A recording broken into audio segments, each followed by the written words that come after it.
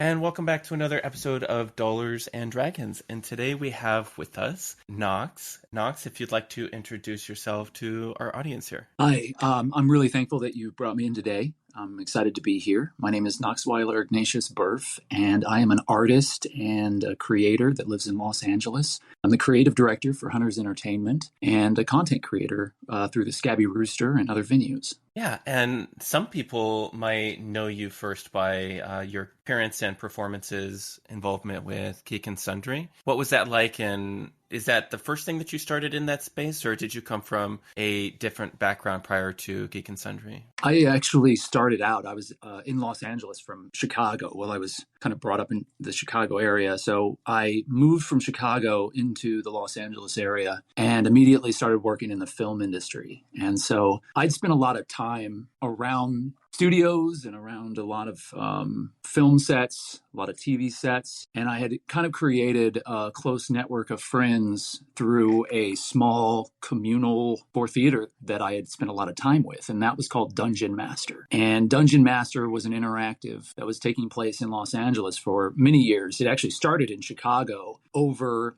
like 35 years ago from a man named Bruce Young. It's a very fascinating story. I could do a whole podcast on just that, but I'm not going to.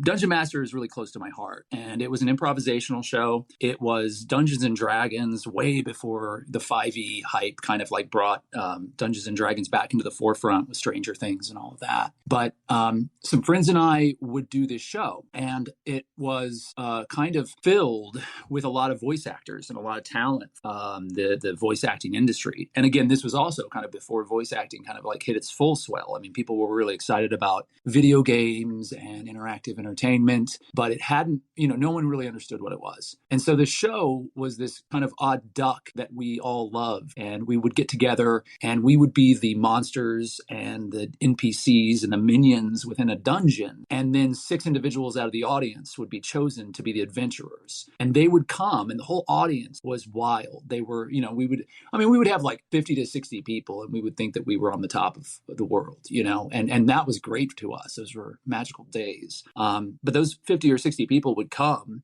and they would be dressed up as their character. So it was kind of like a LARP light show, and they would create these backgrounds. We had these little cards that they would fill out that really didn't mean anything. All we really needed you to do was to come onto the stage and and a character throughout the whole adventure. And so it was a lot like Rocky Horror Picture Show, where everybody's hanging off the rafters, acting crazy, yelling back and forth at the performers. A lot of the individuals that were involved with that are people that folks will definitely recognize from the tabletop space now. A lot of the voice actors that kind of made their way through Critical Role and some other venues were a part of that world, and also the ancillary circles within that. You'd recognize all the big names, but also the people who supported a lot of the things that happened at Geek and Sundry when Geek and Sundry started to come up really quickly were also tangential to that space in this sort of nexus of the very beginning of what would become, I think, the live play for Los Angeles, at least. I know there were other groups that were doing things elsewhere. The Adventure Zone and podcasting had really brought a lot of this to the forefront. But when the video component really started to get added, that was through Geek and Sundry. I feel almost immediately I was kind of tied into doing certain things for certain shows that were happening there. And then my friend, so through that show, I had a couple of friends that were very, very close to all of that. And Ivan Van Norman was one of those individuals. And Ivan and I have been pretty tight now for far too many years. I don't actually want to do the math right now because it would probably be pretty mind-boggling. So Ivan and I became tight. And then through that, I kind of got reintroduced to in front of camera activity at Geek and Sundry. Little shows here and there. They were doing some game shows. I did some stuff with Becca Scott. And then eventually I was pulled in through actually shooting. This is also how I ended up with Hunter's work, by the way. But I ended up shooting a lot of stuff at my personal space, the Scabby Rooster, which is something that I created, which was a live play studio in Los Angeles downtown. That's just a gritty space that's meant for anyone who doesn't have the financial resources to really be able to stream a live play or to create a live play on their own. We pretty much built a studio that would allow you to do that. But in that space, I had actually hosted the Outbreak Undead Second Edition Kickstarter video work and the photo work there. Through that, a couple of individuals that were at that shoot saw all my miniature painting work and had no idea that I was actually involved in that. And I have cabinets and cabinets of things that I've worked on since I was very young, actually. But it equates to hundreds of models that are behind glass cases. And, immediately they pulled me in for the Painters Guild. And so I started doing work with Will Friedle, who is absolutely the sweetest man on the planet and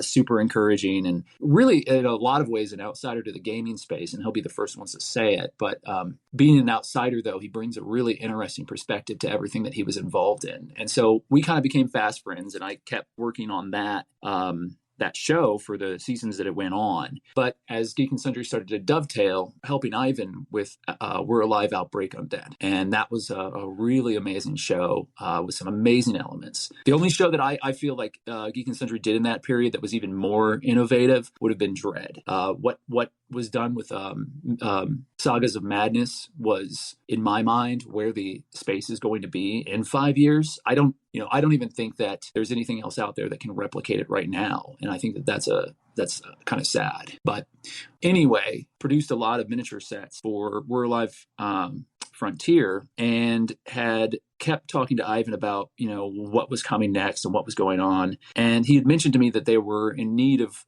some artistic direction and some support. And I do a little bit of everything, if this monologue hasn't said that already. But I'm the type of person that is constantly keeping busy, and I don't do just one thing. I do 5 things, and I try to do them as best as I can, sometimes to my own detriment, but that's what I do. I started working with Ivan for playtesting and preparing a few games that were coming down the pipes at that time. Back then it was Icarus, but then soon it was Alice is Missing and Ragnarok and Altered Carbon and some of the other games that they have produced through Hunters. And then in that process, I ended up taking on more and more responsibility until effectively I'm where I am now, which I just kind of blinked, and I'm the creative director now. That's a whirlwind. Okay.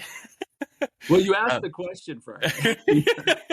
Yeah, I did this to myself. We'll get to Hunters, because I definitely have a lot of questions about just being a creative director, and maybe that's just me exploring that because I think transcendentally, or perhaps in the future, I'm interested in doing that sort of work. But Scabby Rooster, let's talk about that and how it started, and how you developed that, and what were your major accomplishments, you think, with Scabby Rooster? Yeah, as I said, Scabby Rooster is duct tape and a prayer.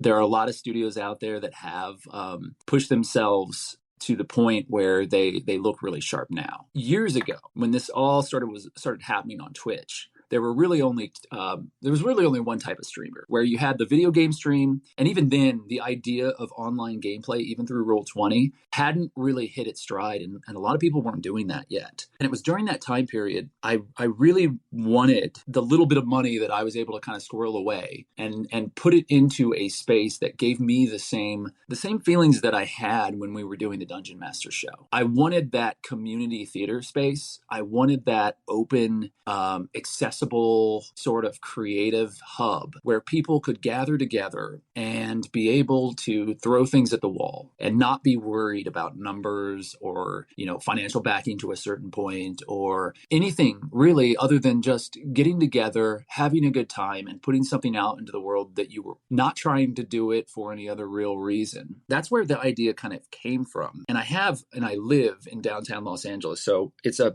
enormous loft space. It's very raw. I've actually built out the entire interior of it. I knew that I could do things that would be harder to do for somebody who was doing this in their living room. So I started to kind of learn about what it took to do things. And every time I was on set at Geek and Sundry, or every time there was another place that I worked quite a bit called Twin Galaxies. And that was more video game based, but it actually is one of the areas that spawned a lot of the online stuff as well, although they really were never in the TTRPG space so much. There was a lot of technical aspects that I learned from in that space. I had to make a lot of it up. We ended up taking a lot of webcams and finding ways to hack them so that we could actually get multi-camera feeds at the same time into OBS. And OBS is an amazing tool, but it's also very complex and it can be very hard to manage it, especially back then when it wasn't quite as developed as it is now. And so knowing that we could do this, we really wanted to make our own studio space out of nothing. And we tried really hard, and we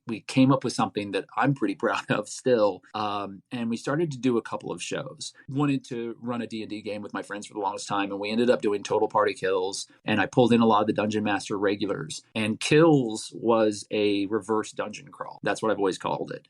It's them playing the monsters and me playing the heroes, and chat making the heroes and putting them into the game. So more or less it was them defending their dungeon, and their dungeon would change and they'd have to move out and they'd have to go find another dungeon, and it was resource management. And a lot of it was middle management, where they were, arguing with goblins who wouldn't do their job and trying to figure out, what needs to happen next. And we created this amazing show based on a world that I'd been kind of cooking for a long time. And we had a great time with that. But then we started to try to figure out how to do other things that hadn't been done at all online at that time, which was, taking the table away and doing LARP based content. And that was a whole other ball of wax. And we succeeded with Blank Slate and Aether House Academy and a few other things that we put together. But the channel evolved and grew as the industry kind of grew up around it. We had some amazing sponsors that came in. We were able to grow, and now we're there, but we're more of a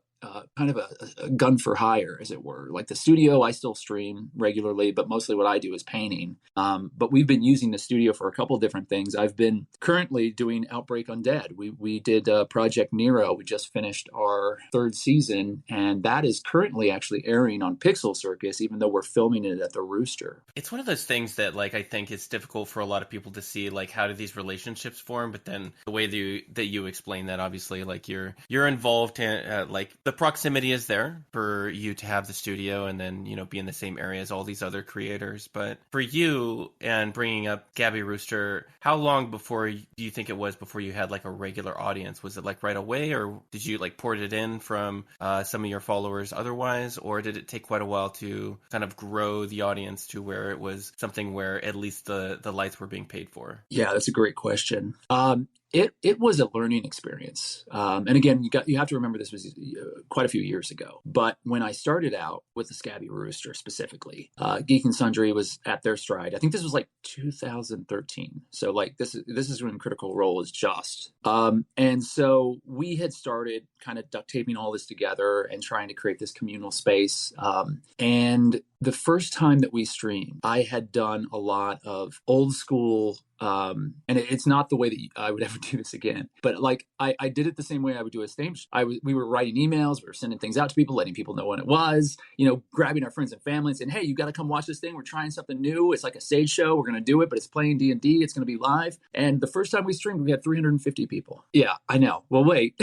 So everybody watched, and these were the people that supported our theater efforts and all that, and we were on top of the world. Wow, this is it. This is how it's going to work. The next time we streamed, and then the next time after that, it was 50. And what we realized was the people that we were bringing in were not Twitch people. They were the people that would come to a stage show. They were the people that did have a lot of interest in sort of the entertainment that we were offering, but they didn't want to watch us play D&D for 4 hours. That wasn't on the table. And back then, I think we even went over 4 hours more than once. It was with one break in the middle that was kind of short, and we learned really fast that the audience for this is vastly different than somebody that you would bring in for a stage show. If you're going to do that sort of content, it has to be an hour, maybe 2 hours if it's something special every once in a while. But if it's regular content, people aren't, or at least at that time, they weren't wired to kind of understand what that was. And so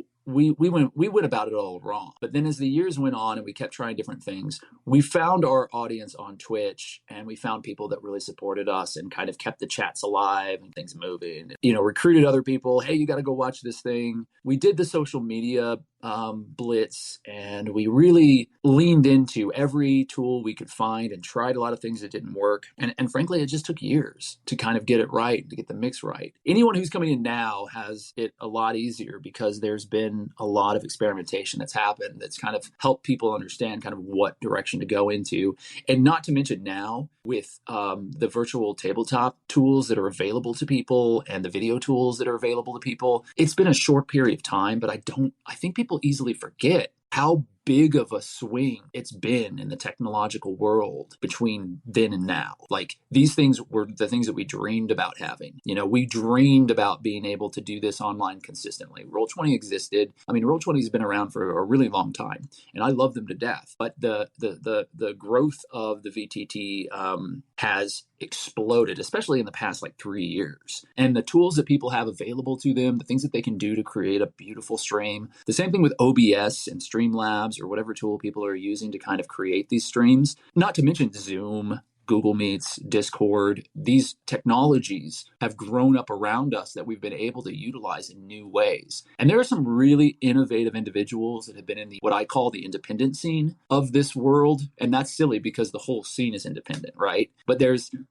sort of some indie creators out there that are really, blazing trails for all of us and cutting their teeth. And I learned from some great people. Anybody who's out there now who's trying to start this for the first time and trying to build an audience, perseverance, patience, those are the two most important tools that you can hone. And, do your research and ask. I know so many people who are more than happy to kind of share the tips and tricks that they've learned along the way. It makes my day when I can tell somebody something that prevents them from having to suffer for a week, and trying to get caught up in chords and, OBS plugins, whatever it might be. If I can help guide somebody down this road and make it easier for them than it was for us, then I feel like I've done my job. Yeah, absolutely. With the sort of invention and the growth of live streaming, the understanding of what is your marketing profile. So you coming from, a bit of a marketing background prior to it, even understanding what is a Twitch user, what is someone who's going to watch these shows has definitely evolved over time. And we understand so much more about that with the analytics tools and a lot of the research that has been done nowadays. So you're definitely right in that it's not just throwing spaghetti at the wall anymore as it used to be. So that's really fascinating to hear you talk through that. For you and moving forward with being with Hunters Entertainment and moving to the tabletop side of things, the publishing side, how did you end up getting involved as a formal member of Hunters Entertainment? Yeah, I mean, the reason that I'm in this space is because I love games. And I think that's true for most people. Games have been a part of my life since I was young. I wasn't always the healthiest kid, and so I wasn't able to be as active as others. So I always kind of turned towards my imagination and, the inward world that I was able to kind of create at the time. And role-playing games really helped me. And reading and board games, all of that offered me an outlet. And it was a blessing to me because I was able to kind of take this wild energy and all of this creative thought that I had and be able to funnel it in a way where it helped me to learn story structure and to understand, character arcs and all the things that kind of have served me really well now. And so my brain immediately starts taking things apart. And I've always been deconstructing the things that I love. And so I've always been walking down this path where I feel like I was trying to be a designer without being a designer, and always pushing the thing that I love the most aside because it wasn't practical, and making the choice to do this on the side or making the choice to wait, and I've done it my entire life up to a point, and really up until I fully leaned into Hunters Entertainment. Even with Scabby Rooster and all that, those were all side gigs. I was still working in the film industry. I'm a prop creator and fabricator, and I was working on movies like The Amazing Spider-Man and Wizard of Oz and other things that had happened. And, I was a small wheel in a super big machine. I was in charge of the brooms for the Wicked Witch. That's the specificity of my job, and I was being paid a ridiculous amount of money to come onto set every day and babysit brooms and make sure that every broom was perfect and the right broom was in the right hand at the right time and these were big stars who didn't wait, and you couldn't mess up at all because Sam Raimi was right there, and you had to make sure that if you were going to have something ready, it had to be ready at the exact moment that it was needed. Otherwise, the entire day was thrown off, and you lost a job. And it was 12-hour days, 6 days a week, and I was squeezing things in between, trying to figure it out. And when I went to college, I majored in film studies, and I had I wanted to be in Chicago. I wanted to at Columbia. I wanted to be a filmmaker. Well, the first thing that I did was I was like, well, I'm going to be a stop motion animator because it takes all my skills and it throws it together into one thing. And that's really, I love it. I became very pragmatic about it. I was like, no one is making any sort of living off of stop motion right now. There's maybe 3 people in the world that do it. And this was also before some big swings that had occurred. Again, separate podcast. But the idea that I had compromised there and then I had waited to really kind of lean into that because I decided, okay, well, I'm going to go traditional film because I can get jobs as a commercial director or as a commercial designer, and I can make money doing commercials, which was big in Chicago. Well, I spent a year in Chicago after college, and I decided, you know what? No, I'm not going to compromise here. If I'm going to compromise, I'm going to compromise in either New York or Los Angeles, because that is where the really big moves in the film industry are happening. So one of these 2 places, and I indie at heart all the way, like I've been talking about this whole time, that sensibility has been ingrained in me. And I feel like, while I see the value of big studio corporate movies, I want the small personal story where the creator is able to kind of convey their heart into celluloid and put it out there into the world and make a statement and create something that's special and, bespoke and has every ounce of their spirit infused into it. Needless to say, I ended up compromising again because I was like, well, Los Angeles is going to have a lot more work. So then I ended up in LA, and that was the compromise that got me into the space. And then the story that I told earlier about kind of how I got through that, I kept stepping back into the game world. I kept stepping back into worlds of theater or film that made me happy as opposed to making me wealthy. And I kept doing it over and over again until, as I said before, kind of working with Ivan. Ivan's the type of person, very rare type of person, who is able to not only spot talent in other individuals, but to be able to motivate it. He is probably the best cheerleader that I've ever met, as far as somebody who hones in on what you're trying to do and provides you with a platform to do it. I never let up on staying within Ivan's view. We kept the rotation of Ivan's world. I kept coming back into it, and more responsibilities were open because very creative person doing a lot of things, has a lot happening, isn't able to do it all. Ivan relies on the people around him. And that's kind of this ecosystem that he understands. And so I just started taking on more and more responsibility until, what started as, simple play testing and coming through and just kind of giving some notes on a game turned into, oh, well, come and art direct this or come in here and help us edit this, or maybe there's something that can be done here for you to project manage this. And a lot of the skills that I picked up along the way, because when you get to a high enough level in the film industry, everything becomes a producing management job because of the money involved. All those skills kind of just translated over easily. And I still am learning a lot about publishing as a whole, but I've been able to transfer most of what I've learned on my journey into very actionable tools that I can focus on how I think some of these games could be made a little better or be put into the world in a different way. And what I'm trying to do with what I'm doing at Hunters is carry on that legacy that Ivan has established, which is finding innovative games and underrepresented creators and giving them a platform to be able to create something magical that wouldn't have had a chance otherwise. And that's the ethos that I've kind of carried into this, and I'm still trying to figure it all out. Like everything else I've done up to this point, I'm grabbing what I'm finding around me and using it to the best of my advantage. That's a lot. I need to internalize all love that. Yeah, I feel very similarly because I just transitioned into both my new gender and this new career. But in the That's good last year, timing. Yeah, do it all at once. yeah, just fuck it. Like, let's just have a crazy year. Thank you.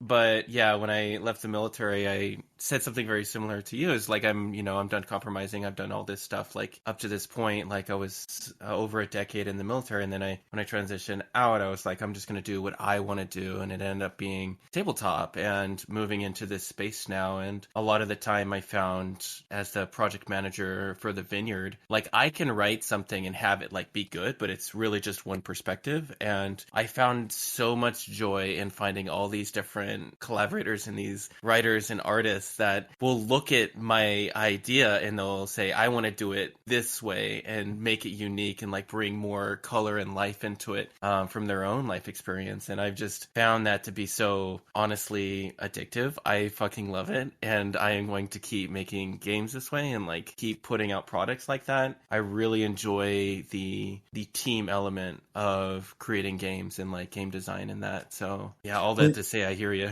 When it happens, it's magic, and there's a high attached to it. Addictive is definitely the right word for it. That collaboration, and I've worked in a lot of different spaces that are tangential to entertainment, and I've been in the boots on the ground, a team of 3 doing some weird indie movie or something like that on a Bolex 8mm camera. Like anything that is like that is that collaborative force that is small enough and sort of gritty enough, maybe desperate enough to try to get something done. That hunger, and when it's shared by multiple different, it only builds on itself. There are people who do amazing things alone, who lock themselves away and come out of hiding 2 years later with a fully completed game, completely realized their babies start to finish. And I really respect that. And you see it a lot in the smaller zine world right now, which I'm addicted to. RPG zines, independent creators, that's where it's at. And I highly recommend for anyone who's looking at this space, find ways to step out of your comfort zone and try new things, read new things. Even if your friends are sort of resistant, the thing that I hear all the time, and it just breaks my heart every time, well, my friends won't play anything except for 5. My answer to that is, there are a lot of friends that you can make in the world that would love to play these other games with you. Make new friends. make new friends. Yeah.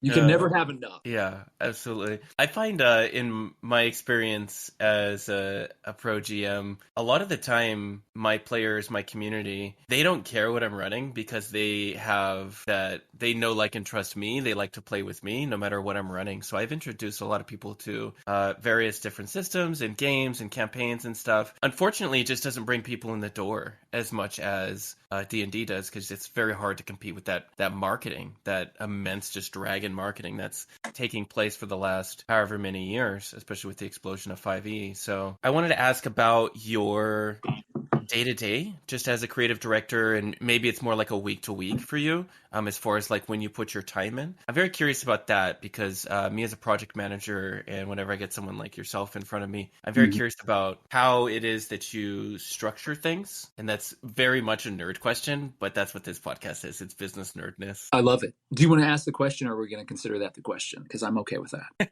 That is the question we'll start with, and then I will segue from there if you say something that makes me think of another question. Perfect. So when it comes to my day-to-day, again, this is, not something that I read in a book somewhere. It's not something that I've been taught directly. It's through osmosis. It's through working with other people. It's through picking and choosing the things that work best for me. I highly recommend anybody who wants to do this sort of stuff, who wants to either help to manage tabletop RPG products, board games, whatever it is, to find the structure that works best for you. It took a lot to kind of get myself to where I am.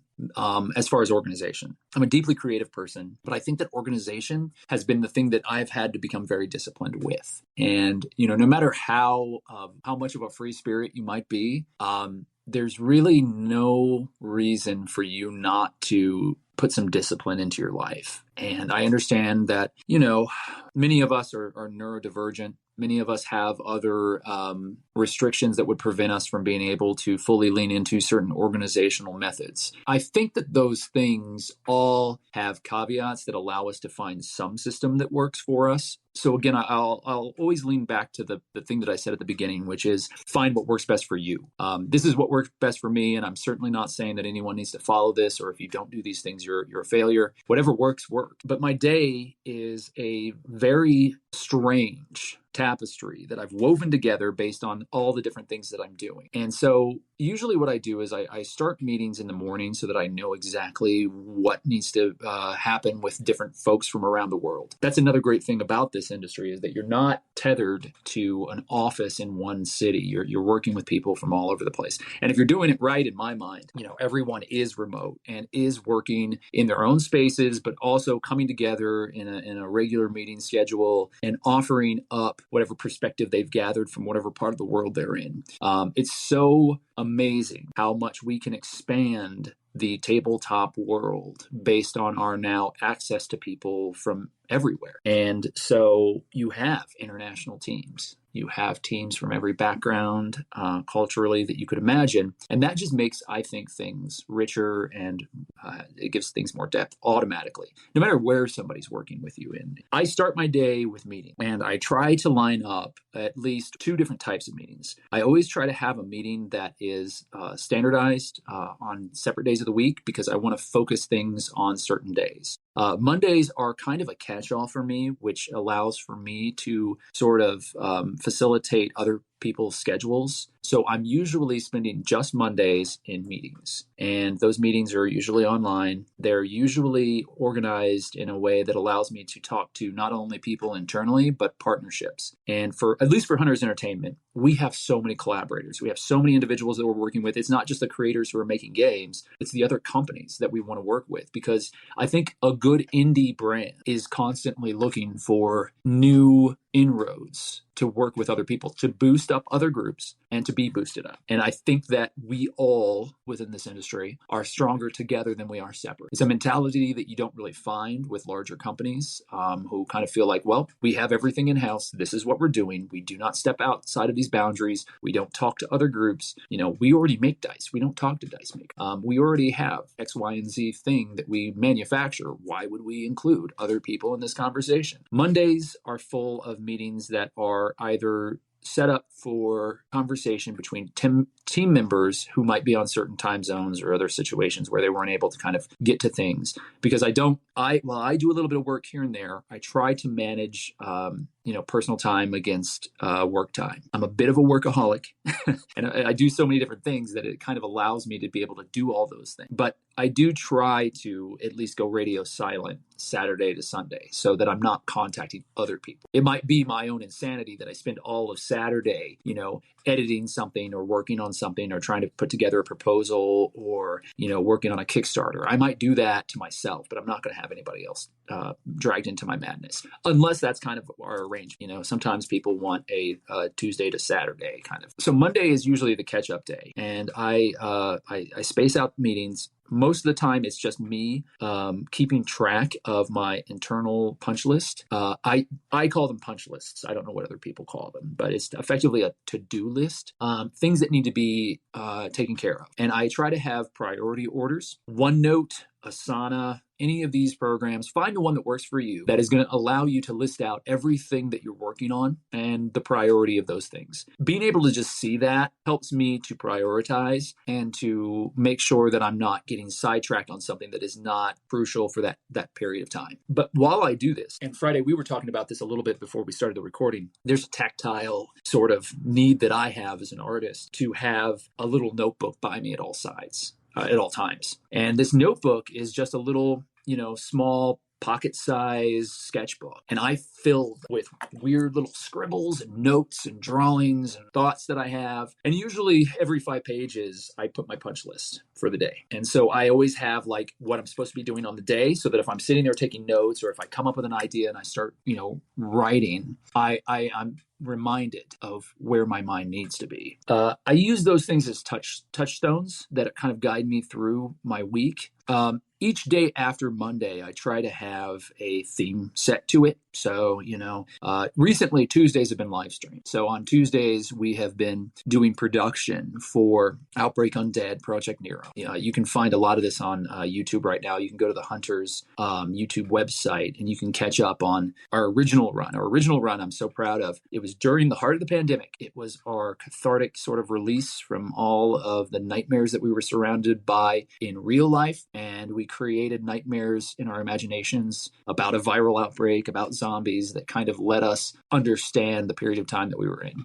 We did 56 episodes over a year, and we did that regularly online live, one a week. That dovetailed. We went over to Hyper RPG, and then we're with the Pixel Circus right now. And like I said before, we're doing that on through the Scabby Rooster Studios, and it looks really sharp now. If you can still go to the Pixel Circus Twitch and catch our most recent stuff, I think on VOD, but we're going to eventually be releasing slightly edited, cleaned up versions onto YouTube here very shortly. That sidetrack is just to say that Tuesdays were dedicated to, and I would spend every Tuesday finishing the things that I didn't get done over the weekend, which is my writing time, usually my creative time. And then on Wednesdays, I've been focusing on the mornings have all been dedicated to Hunters creator conversations, making sure that individuals are taken care of who have projects in the work and just checking in with them. Those are the things that on Monday weren't on fire, but now on Wednesday, I'm coming back after having done a production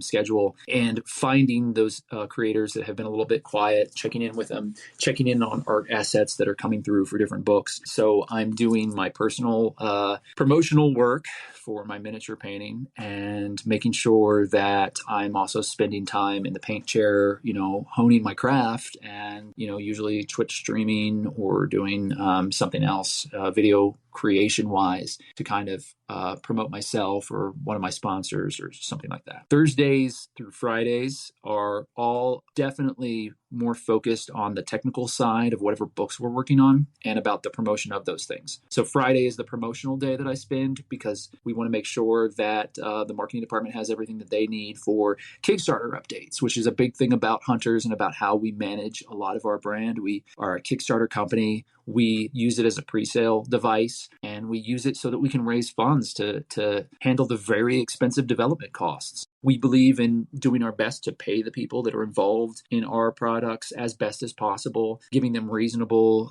schedules and trying to figure out the best way to make sure that everybody profits. All of that said, of course, independent publishing is a tough road. It's tight all around. And so budgeting also is a big part of Thursday, Friday. Typically, it's Friday that I focus most on promotional, and Thursday I focus most on the numbers. But all of that is to say these are guidelines, and just having those days segmented into kind of what my main job is, especially for Hunters, I kind of work all that out. I end Friday usually with another live stream where I'm streaming my miniature painting, and then roll into the weekend where I might do some special video production stuff, or I might be just spending time with friends and playing games that I haven't tried yet. The one thing that I left out that we've been doing regularly is I've gathered together a playtest group, and every Wednesday night they come into the studio space, cameras off, and we break down a game, whether it be something that Hunters is producing or whether it's something that we've been recommended through a friend, or maybe it's something that an independent creator has brought to us who just is looking for some advice. And we, without fail, get together and we play some games. And Sarah and Alex and Sloan have been a huge help to me in helping to maintain that group. They are phenomenal in all ways. I highly recommend people find them on socials. If people need links and things, I don't know, you can DM me. I'll let you know who to follow.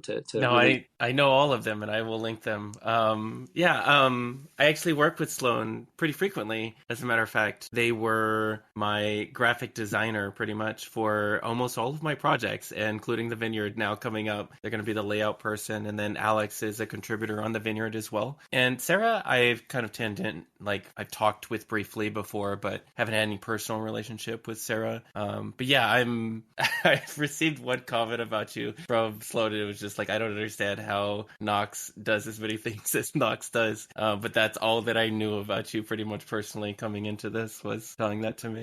Yeah, that sounds like Sloan, all right. Sloan is a pretty amazing person themselves, and I'm excited for the future. We've trained Sloan into a technical direction role.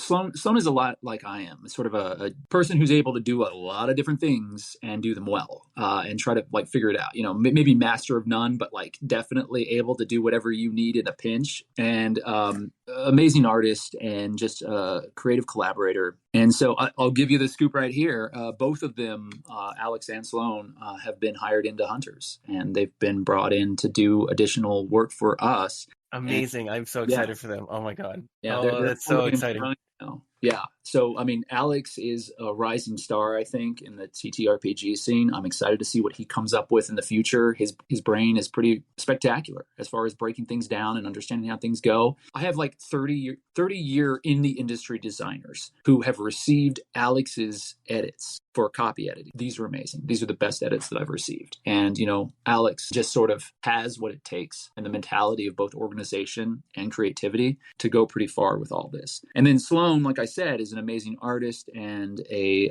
sponge, just able to absorb anything and everything, and brings a lot of skills to the table. But graphically, all the sort of like basket of skills that they're bringing, I'm just excited to put all those skills to use and to give them a forum to really just go wild. Yeah, I'm personally blown away whenever I give some like basic direction to Sloan, and then they come back with like a 90% solution within like a day or two, and then it's like, hey, maybe like change this or this, and then they just knock it out of the park every time. And they've worked with me on like a couple of stream shows for layouts, and then they did some work for Jasmine Bular for Shakar season 2, and then it was their first time doing a layout for a book. The comments that I get about the Vineyards layout is like, this is the best layout I've ever seen. And That's it's what like I'm talking about. Yeah. it's like their first time doing it, and I'm just like, okay, well, you're stuck doing that job now. Like, what do you cost? Like, what's this gonna take? Exactly right. I'm looking forward to the day when I can no longer afford either of their services. You know, and they go off into the world and kick some ass. All of the Hunters team though is amazing. We've got Markia McCarty, who has recently been doing a lot of really amazing marketing work and has been supporting things. We have been throwing events at conventions and trying to find ways to create networker events and live plays. We had a live play at Gen Con for Misfits and Magic through Dimension 20 collaboration that was phenomenal. Certainly, you know, I felt like the duck in that group with everybody that was on that stage, but I was up there, and it was a high point of my career to be able to take those swings and be involved in a game of that caliber with Abria, who is one of the best in the industry, bar none. Come fight me if you think otherwise. If you have aspirations to be a professional GM or a creative, really in any way in that industry, and you're not watching Abria closely, you're making mistakes. That's really all I can say. I highly recommend everything that they're doing. But Markia has been setting a lot of stuff up on the marketing side. I've got Michelle Wynn Bradley, who has been helping me with project management. Michelle's a super creative person, you know, a performer. Everybody does 50 things in this industry, if I've not illustrated that already. I mean, one of the best things that you can nurture if you're trying to get into either live play, production studio work, or even just your own game creation is learn how to wear a lot of hats. But Michelle is, you know, doing amazing live play stuff with Vampire and working with us over at Outbreak and a dozen other things that she's doing right now, but also has this brain that I don't understand. It's absolutely like a steel trap when it comes to calendars and events and organization and, you know, spreadsheets that have 50 different people on it, but still able to manage exactly what their schedules are and when things are coming down the pipe. And Michelle has pulled my ass out of the fire more times than I can count just by helping me to kind of line things up in a way. And she does it so effortlessly. I'm so thankful for the support. And again, an amazing event coordinator, and everything that we do is marketing, you know, like so much of what we do, like it's 50% creation of the product, 50% marketing, whether it's live play, whether it's, social media content, whether it's a Kickstarter, whatever it is, you know, we're either making the thing or we're selling the thing. That's it. I mean, when you really boil it down, that's as simple as it is. And having folks who understand both sides of that and who are doing lots of different things, because most of our employees really, I mean, people don't understand how small Hunters really is. Almost everybody is working part-time. And that means we only have so many hours a week that we allot to people for the stipends that we're able to pay and the amount we're able to pay, a bucket of hours. And we have to work within those guidelines. And having people who are sharp and able to kind of pivot and do their own thing and figure this all out in a quick period of time, it's been really, really helpful. But I'm most thankful, I think, the relationships, the professional relationships that I've made recently that have been overseas, and realizing how much talent is not centralized in just the Los Angeles area or just in the New York area on the East Coast.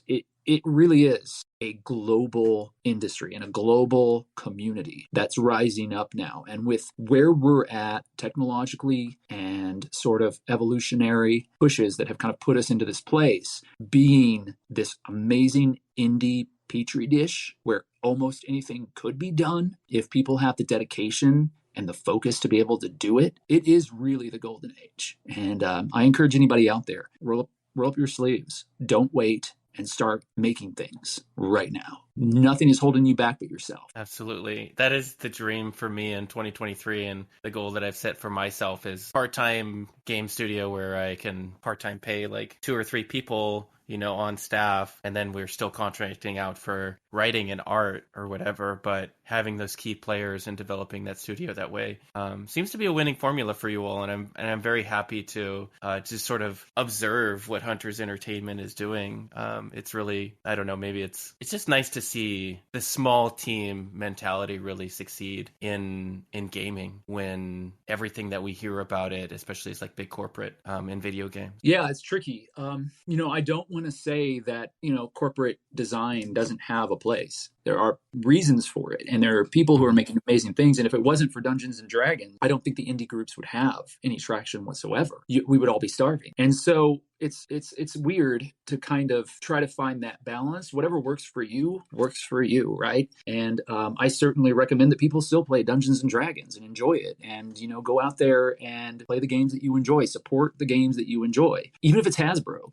Like if Hasbro does well, we're all going to do well in a certain way of thinking. That said, when you're thinking about where to put your $50, maybe get the PDF of that new book instead of the collector's edition and spend that $50 on an indie brand somewhere. Find a game that you think is interesting that you wouldn't normally buy and pick it up. Those dollars mean so much to the small groups. While it's just another, tiny drop in an ocean to Hasbro, to an indie developer, you very well could be putting food on their plate and making sure that their employees are handled and paid and all the things that are so important. If you want to keep seeing innovative games made, support innovative games. We have had a lot of success with the things that we put out. I attribute that to Ivan Van Norman and to the dedication and the skill that Chris Della Rosa puts into the layout and a lot of the artistic vision for the products that we've created in the past. And they were just 2 people, and they had put together Outbreak Undead, and that quickly kind of spiraled out into all the things that we picked up. Ivan has this nose and has been able to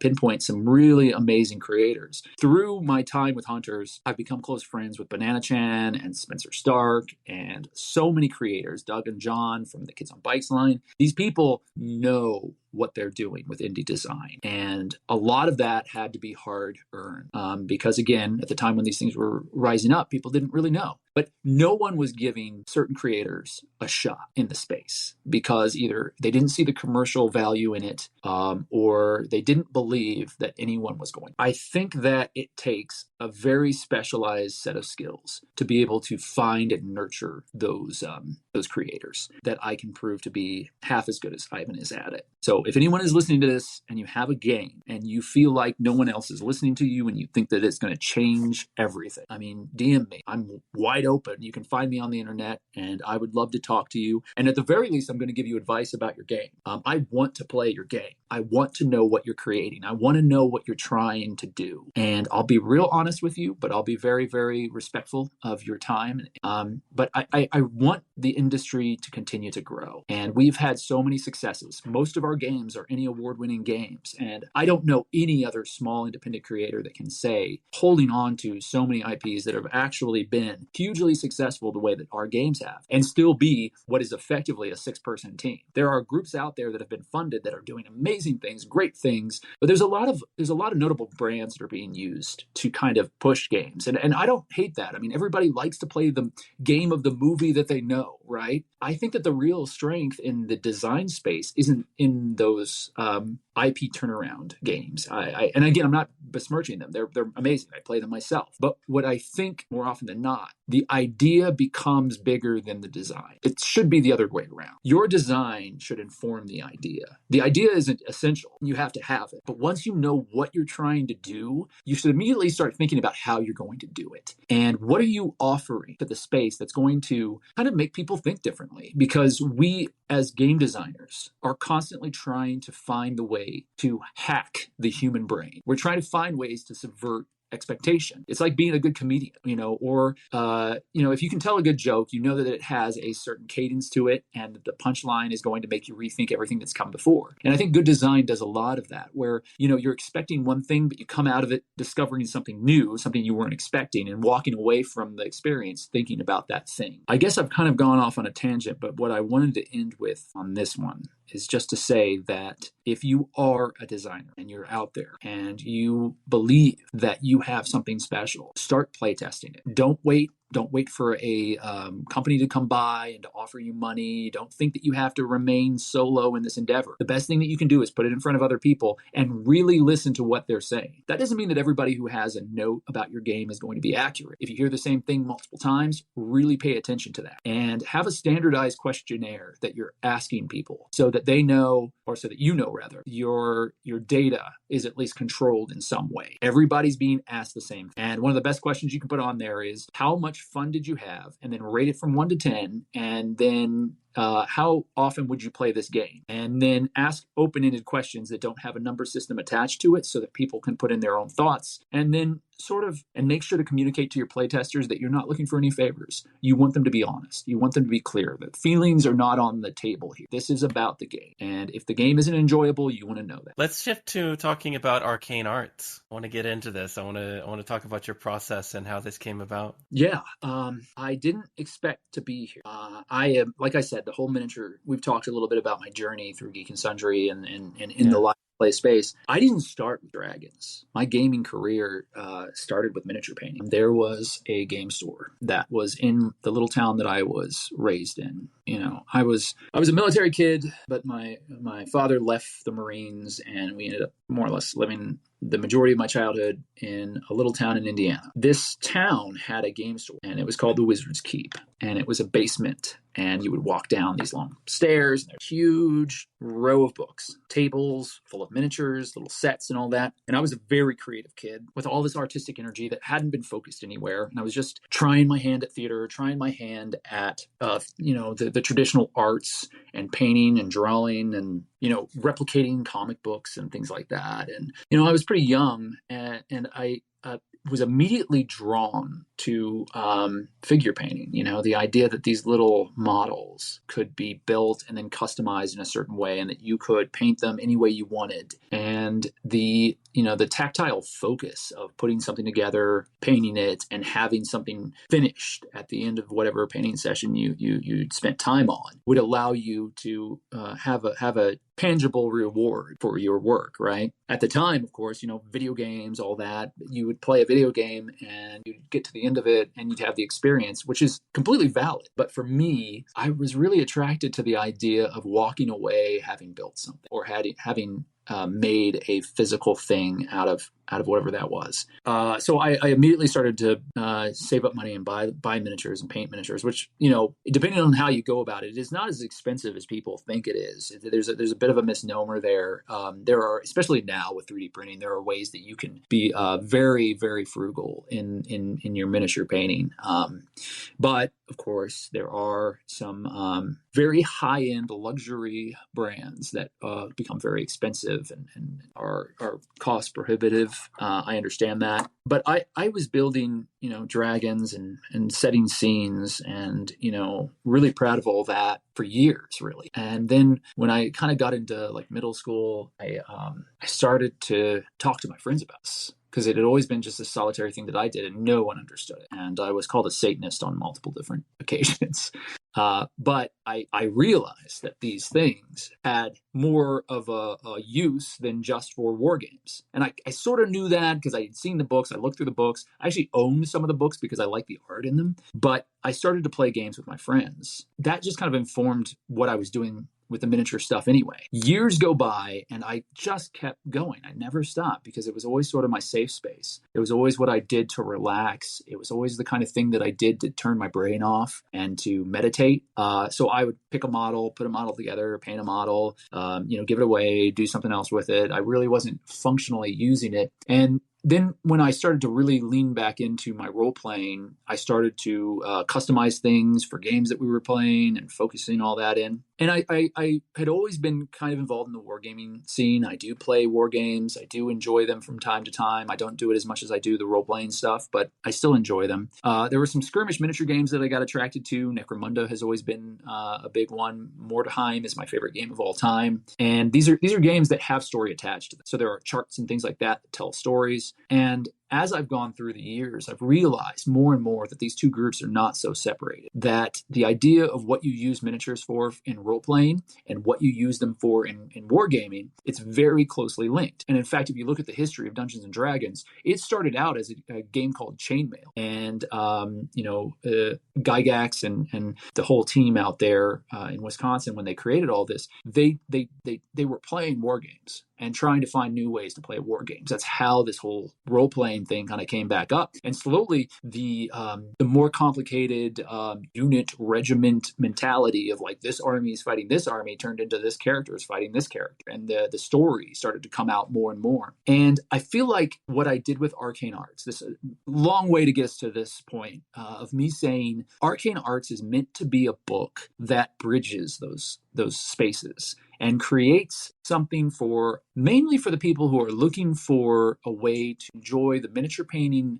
hobby without feeling the weight of what the wargaming world brings to the table, but also having the tools that have never really been created or promoted for those who do specifically role-playing with these things. The idea of character creation, the idea of storytelling within your painting, the idea of using what you spend your time on to then tell a further story. Narrative miniature painting. And, I think I tongue-in-cheek through the whole book, right? I tried to create something that wasn't a stereo instruction, that didn't feel like it was all technical information. There are stories in there. I wrote little vignettes of some of the characters that we paint in there so that you kind of know who these characters are before you even pick up a brush. Now, you can choose to deviate from that if you want. I also put a lot of dice charts in there so that if you have no idea, well, this color, I don't even know. Like, what do I do? There's so much education out there and really good education, but all the same thing keeps getting regurgitated. Like everybody knows how to dry brush now. Everybody knows how to edge highlight and what these things are and how you use them, that you should thin your paint. And there's some really great resources on YouTube and on the internet. You can find stuff on Reddit. But I wanted to create a book that was focused on the things that most miniature paint instructors don't talk about. What will red signify if I put that on the tabard of the character that I'm painting? Would that make people think differently of it when it was on the table? What if everybody in the group was painted in yellow with stripes across their banyards? That means that immediately these individuals are linked together, and that tells a story. So all of those sort of color composition and traditional art theory things that get left behind, I tried to pull into this book in an entertaining way. I picked out miniatures. I want to shout out Hero Forge because they've been really great about supporting me through this whole process. I've created inside the book a number of characters that you can download, like these exact builds. You can get them if you have a 3D printer, or if you have a friend with a 3D printer, you can print them out, or you can order them from their website and they'll deliver to you the exact model, reasonably priced. Especially if you're getting the digital download, you can make as many of those as you want. And so then you can take these miniatures that I created through the Hero Forge interface, and you can paint them. And throughout the book, I go from simple simple to complicated. Other than that, these are all Hero Forge miniatures that have different lessons to teach you. We start out with a knight. It's all simple shapes. Anyone can paint this in 2 hours. And to me, that was really important that we walk through all of the lessons in a way that was approachable, that didn't feel intimidating, that was fun, that kind of gave you the tools that you need. There's a lot of technical information in there, but you can kind of skip through that and get to these very clear lessons with pictures and the whole thing. I did all the photography, all the art, everything other than the layout I did alone. And that was my pandemic journey, was, building out this book in my spare time to make sure that it was everything that I had wished that I had when I was first coming into this hobby. The best thing I think about Arcane Arts is that no matter what skill level you come to, you're going to be able to do what I do. I did not